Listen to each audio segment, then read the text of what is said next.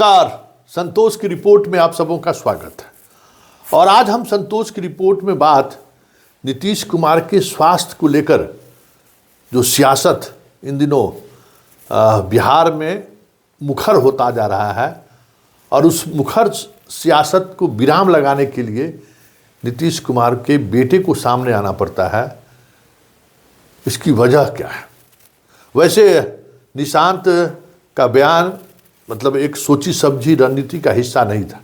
वो तो एयरपोर्ट पर आया और मीडिया वालों ने सवाल कर दिया तो वो जवाब दे दिया। कोई उसके पूरे बॉडी लैंग्वेज से या फिर बाइट देने के क्रम में पिता के स्वास्थ्य के बारे में सवाल पूछा जा सकता है, उसके लिए मानसिक तौर पर वो तैयार नहीं दिखा। लेकिन एक बात जरूर दिखा कि वो अपने पिता के लिए बिहार की जनता से आशीर्वाद जरूर मांग रहा है। तो आखिर बेटा को आशीर्वाद मांगने की जरूरत क्यों पड़ी? और तेजस्वी के द्वारा स्वास्थ्य पर सवाल खड़े किए जाने पर जदयू और बीजेपी एक साथ तेजस्वी पर आक्रामक क्यों हो जा रहा है? मतलब बयानों के का बौछार क्यों शुरू हो जाता है? कुछ तो बात होगी। उनका हालांकि प्रगति यात्रा उनका खत्म हो गया। 35 दिनों तक चला, 32-33 दिनों तक चला। 35 जिला में पूरा सारे जगह उन्होंने कार्यक्रम में भाग लिया और लगातार वो यात्रा में बने रहे। मतलब दिल्ली गए यात्रा करके, दिल्ली से लौटे फिर यात्रा, मतलब यात्रा के सहारे दिखाने की वो भी कोशिश करते रहे कि हम फिट हैं। लेकिन ऐसे में सवाल उठना लाजमी है कि आखिर नीतीश के स्वास्थ्य को लेकर जो तेजस्वी बार बार हमला कर रहे हैं, उस हमले पर एनडीए असहज क्यों हो जा रहा है? ये बड़ी बात है। कहने दीजिए, कह रहा है, कहने दीजिए। भाई नीतीश बाबू तो दिख रहा है ना भाई कि घूम रहे हैं, जनता के बीच जा रहे हैं। भले जनता से संवाद करें चाहे नहीं करें, भले मीडिया को उनके कार्यक्रम से दूरी बना कर रखने के लिए आप क्यों नहीं कह दिए हो, ठीक है। लेकिन जा तो रहे हैं, हर जिले में बैठक तो कर रहे हैं, अधिकारियों के साथ मिल रहे हैं, वहाँ के जनप्रतिनिधियों से मिल रहे हैं। तो फिर सवाल उठ रहा है, तो फिर इतनी आक्रामक होकर जवाब देने की जरूरत क्या है? इसलिए ये सवाल मौजूद हो गया है।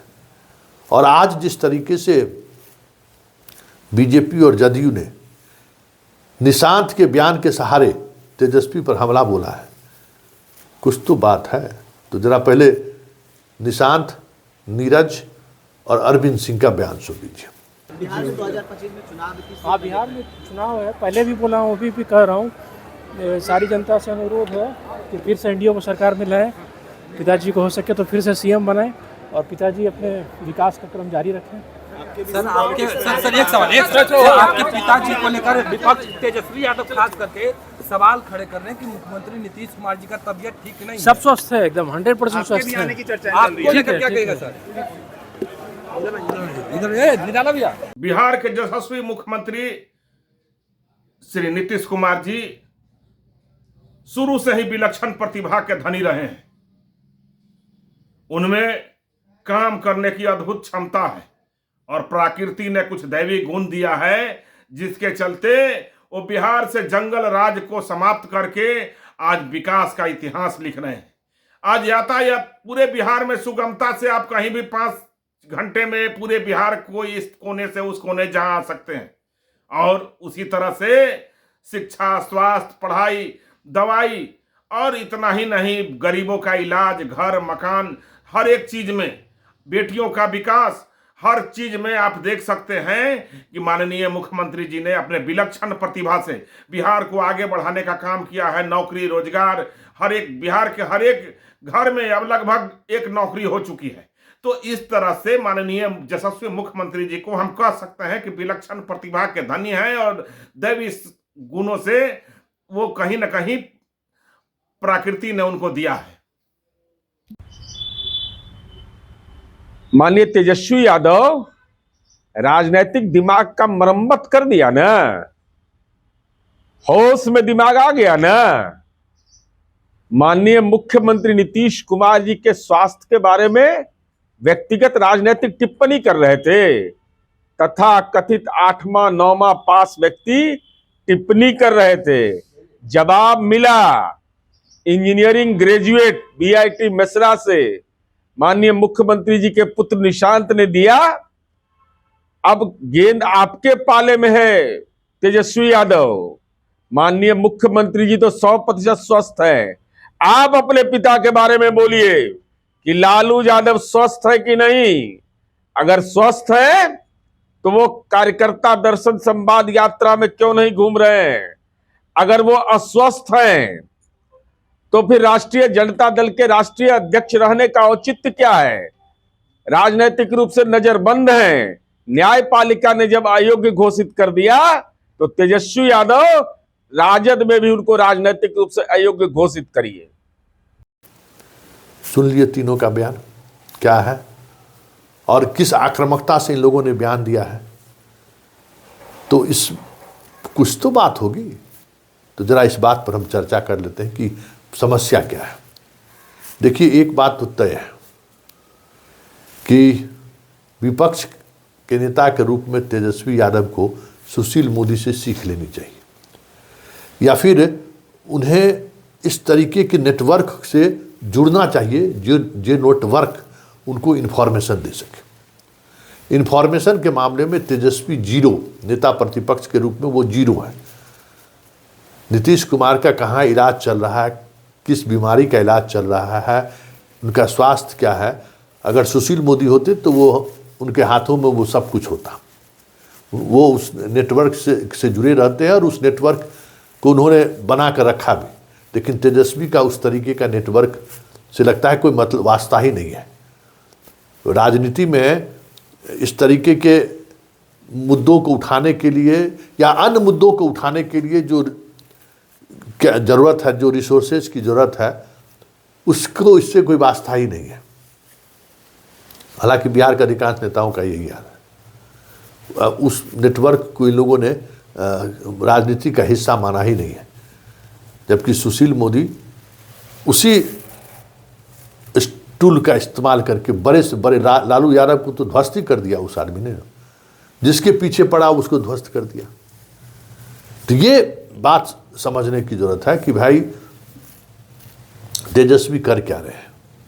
और तेजस्वी सिर्फ मुद्दा उठाकर छोड़ दे रहे हैं, तभी बीजेपी घबरा जा रही है। मतलब उनके पास कोई साक्ष्य नहीं है या फिर उसको कंटिन्यू हम बनाए रखें नीतीश के स्वास्थ्य को लेकर, उतना मटेरियल भी उनके पास नहीं है। फिर भी घबरा, जैसे स्वास्थ्य की चर्चा होती है दोनों घबरा जाता है।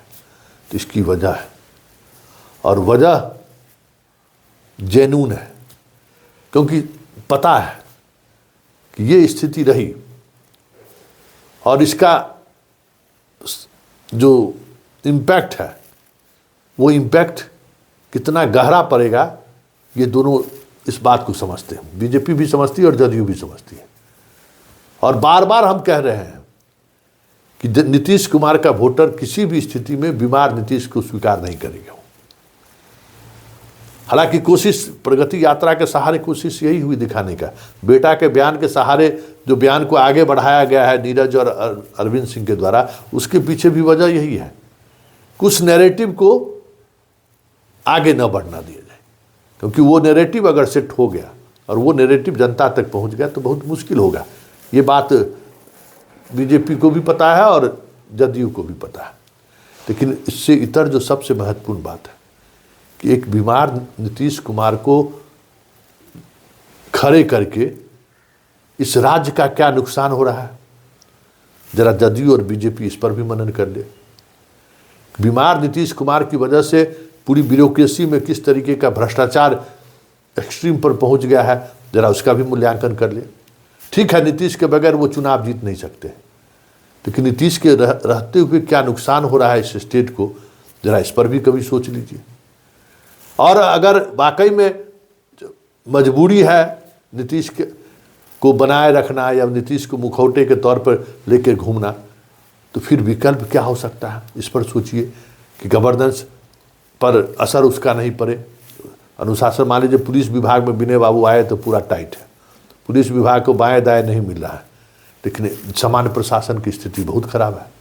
समान प्रशासन में भ्रष्टाचार चरम पर पहुंचता जा रहा है। पहले वाली विजिलेंस की स्थिति नहीं है कि भाई उस तरीके से वो एक्शन ले सके। विजिलेंस में समझ ही रहे, विजिलेंस अब डेड है।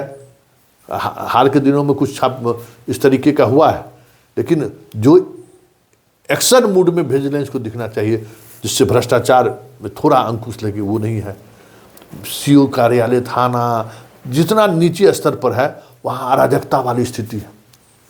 तो एक विभाग में थोड़ा कुछ बदलाव दिख रहा है, बाकी विभाग लूट में मचा हुआ है, तो उसका इम्पैक्ट जो थोड़ा बचा हुआ विभाग है पुलिस डिपार्टमेंट, वहाँ भी इम्पैक्ट पड़ रहा है ज़बरदस्त। तो ये जो नुकसान हो रहा है, इससे भी तो जनता प्रभावित हो रही है।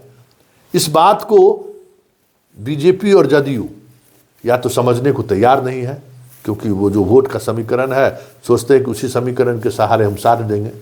लेकिन इसका असर अगर भुनाने में तेजस्वी कामयाब हो गया तो ये तय मानिए कि 2025 के विधानसभा चुनाव में तख्ता पलट भी हो सकता है, क्योंकि ये बहुत बड़ी बात है। इस बात को समझिए कि इस ब्यूरोक्रेसी के फेलियर, स्टेट फेलियर की वजह से हर व्यक्ति प्रभावित है, जहां जा रहा है वहां प्रभावित है, और गुस्सा बढ़ रहा है स्टेट के खिलाफ, मतलब नीतीश कुमार के खिलाफ गुस्सा बढ़ रहा है।